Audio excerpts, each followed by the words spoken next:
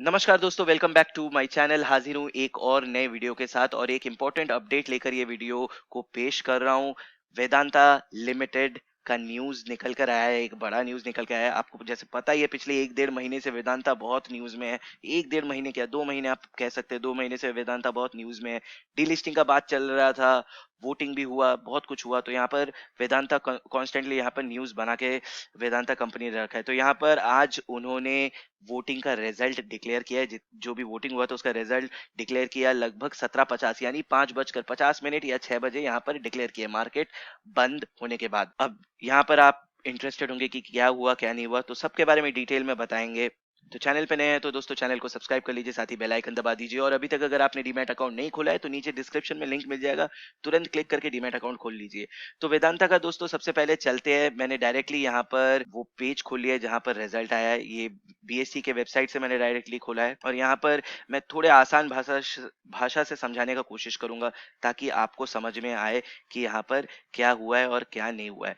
तो दोस्तों ध्यान से समझिएगा, वोटिंग में प्रमोटर ग्रुप ने वोट किया, पब्लिक इंस्टीट्यूशंस ने वोट किया और पब्लिक नॉन इंस्टीट्यूशंस ने वोट किया। अब प्रमोटर ग्रुप वही है जो बोर्ड ऑफ डायरेक्टर्स में बैठते हैं, प्रमोटर ग्रुप आपको पता ही है। तो उन्होंने यहाँ पर टोटल 100% वोट डाला है। 100% वोट डाला है मतलब उनका जितने भी उनके पास शेयर है, सब शेयर पे उन्होंने वोटिंग किया है। नेक्स्ट चलते हैं, तो इन्होंने कितना फेवर में किया है कि नहीं फेवर में किया है, तो जाहिर सा बात है, प्रमोटर्स है, उन्होंने ही डीलिस्टिंग का बात उठाया तो वो लोगों ने 100% एकदम डीलिस्टिंग के फेवर में वोट किया है। अब चलते हैं दोस्तों पब्लिक इंस्टीट्यूशन। अब पब्लिक इंस्टीट्यूशन में कौन कौन है दोस्तों? पब्लिक इंस्टीट्यूशन में इंश्योरेंस कंपनी है, म्यूचुअल फंड कंपनीज है, यहाँ पर एफ आई आईज है, एफ पी आईज है। तो जितने भी इंस्टीट्यूशनल कंपनीज है उन सब का यहाँ पर बात हो रहा है।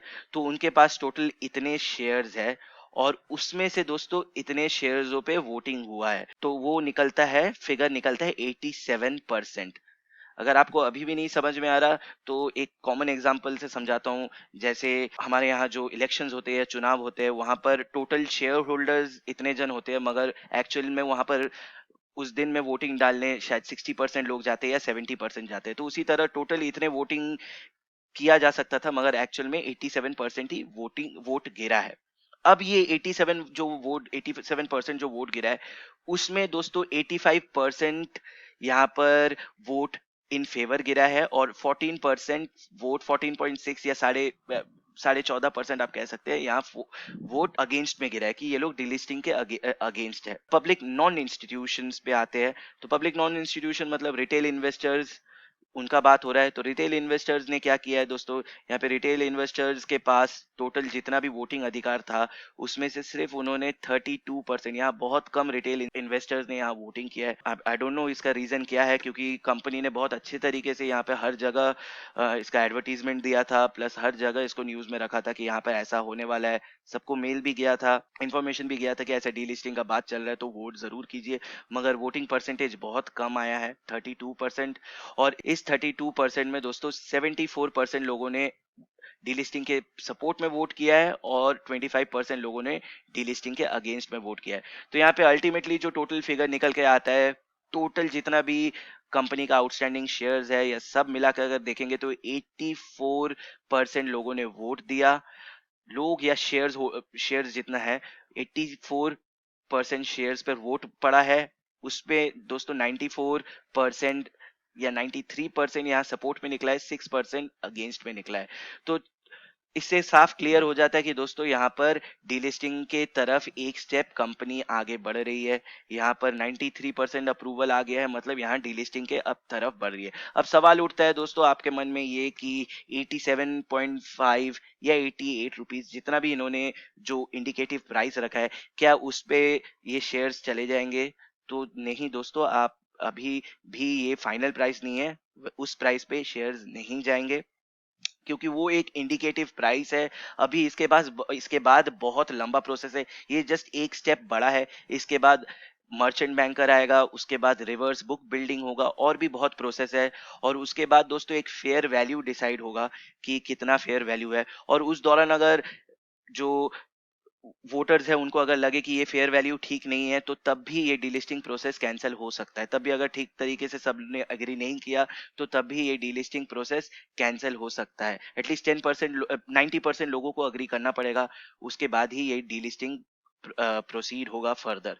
तो जितना दूर मुझे लग रहा है दोस्तों, कैलकुलेशन हल्का फुल्का जितना दूर हो रहा है, तो एटलीस्ट वो 130-40 के ऊपर ही रहेगा। यहाँ पे बहुत सारे न्यूज आर्टिकल्स में पढ़ रहा था, तो यहाँ इन्होंने कहा है कि it's going to be nearly around 165। At least आप 140 यहाँ पर पकड़कर आप चल सकते हैं कि 140 के ऊपर यहाँ आपको फाइनल प्राइस मिलेगा। उसके बाद भी अभी बहुत प्रोसेस है, ये जस्ट एक स्टेप आगे बढ़ा है। इसका मतलब ये नहीं कि अभी डिलिस्टिंग हो जाएगा, ये बहुत लंबा प्रोसेस है दोस्तों। बहुत कुछ अभी करना बाकी है, तो अभी और भी बहुत टाइम लगेगा, और उसके बाद एक फाइनल प्राइस आपको पता लगेगा। उस पे भी अगर आप अग्री नहीं करते, तो फिर और भी बहुत चीज होगा, बार्गेनिंग होगा, उसके बाद यहाँ डीलिस्टिंग का फुल प्रोसेस कंप्लीट होगा। तो पैनिक मत हो जाइए कि 87 में बिक जाएगा तो बस मैं अभी बेच के निकल जाऊंगा। ऐसा पैनिक होके फायदा नहीं है।